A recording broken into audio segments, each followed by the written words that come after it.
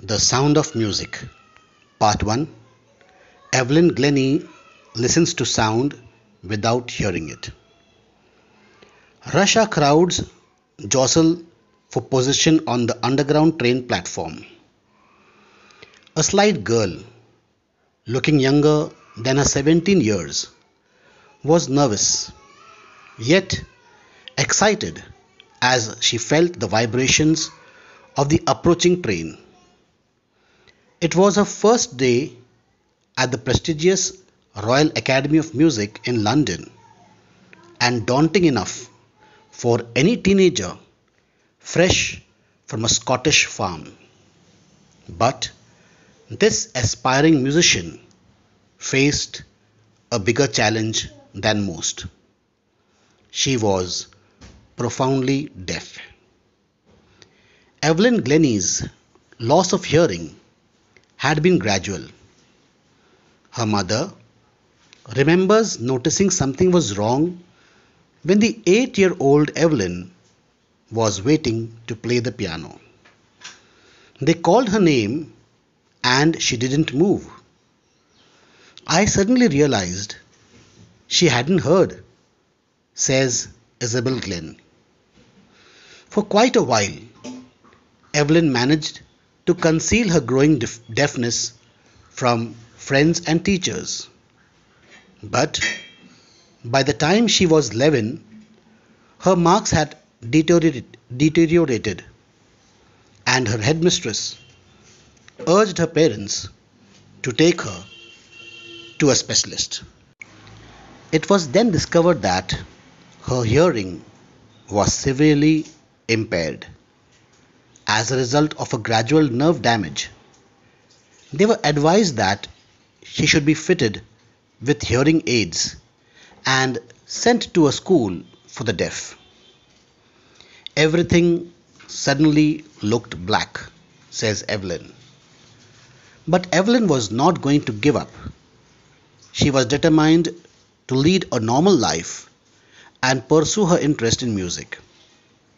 One day, she noticed a girl playing a xylophone and decided that she wanted to play it too. Most of her teachers discouraged her, but percussionist Ron Forbes spotted her potential. He began by tuning two large drums to different notes. "Don't listen through your ears," he would say. "Try to sense it some other way," says Evelyn. Suddenly, I realized I could feel the higher drum from the waist up and the lower one from the waist down. Forbes repeated the exercise, and soon Evelyn discovered that she could sense certain notes in different parts of her body. I had learned to open my mind and body to sounds and vibrations. The rest was sheer determination and hard work. She never looked back from the point onwards. She toured the United Kingdom with a youth orchestra, and by the time she was 16, she had decided to make music her life. She auditioned for the Royal Academy of Music and scored one of the highest marks in the history of the Academy. She gradually moved from orchestral work to solo performances. At the end of a 13-year course, she had captured most of the top awards. And for all this, Evelyn won't accept any hint of heroic achievement. If you work hard and know where you are going, you'll get there. As she got right to the top, the world's most sought after multi-percussionist, with a mastery of some 1,000 instruments and hectic international schedule.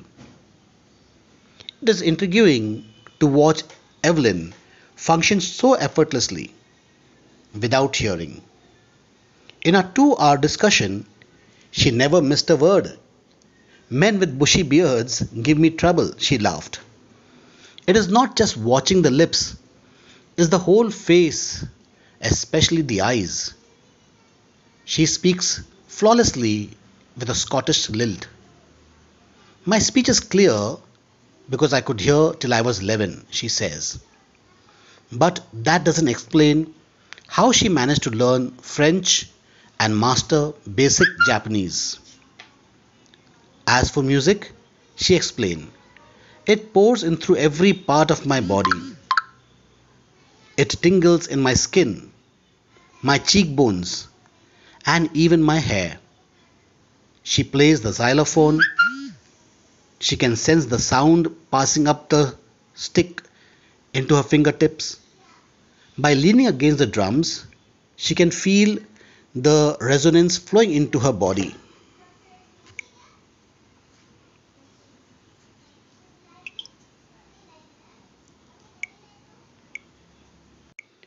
On a wooden platform, she removes her shoes so that the vibration passes through her bare feet and up her legs.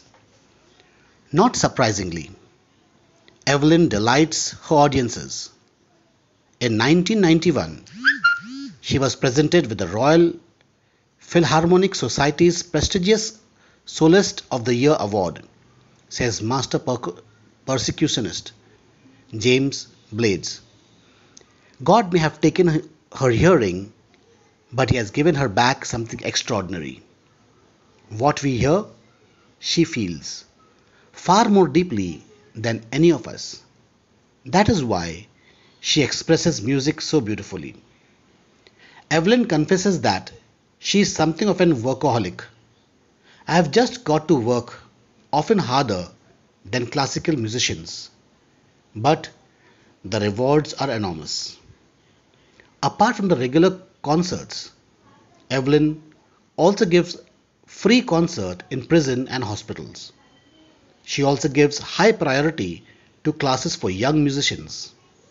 Anne Richlin of the Beethoven Fund for Deaf Children says she is a shining inspiration for deaf children. They see that there is no way that they cannot go. Evelyn Glennies has already accomplished more than most people twice her age. She has brought persecution to the front of the orchestra and demonstrated that it can be very moving. She has given inspiration to those who are handicapped people who look to her and say, if she can do it, I can. And not the least, she has given enormous pleasure to millions.